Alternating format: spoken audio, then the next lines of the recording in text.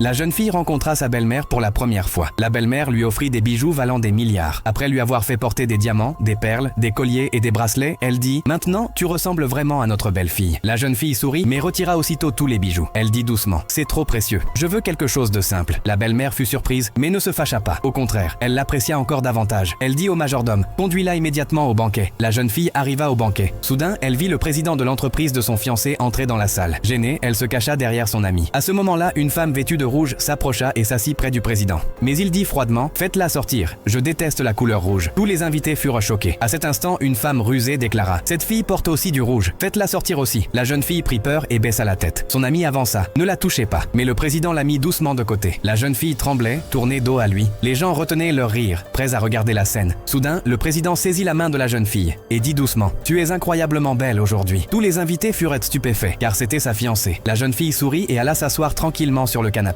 Puis la femme malveillante s'avança. Elle brisa une pièce ancienne valant des millions et en accusa la jeune fille. Elle cria devant tout le monde « C'est elle qui l'a cassée. Punissez-la ». Le visage du président se durcit. Il dit « Détruisez tous ces objets. Et si quelque chose se casse, celle qui a porté l'accusation en paiera le prix ». Tout le monde se tut. Personne n'osa le contredire. La femme accusatrice se mit à trembler de peur. À ce moment-là, son père arriva pour la défendre. Mais lorsqu'il vit ce que sa fille avait fait, lui aussi resta silencieux. Abonnez-vous. La deuxième partie arrive bientôt.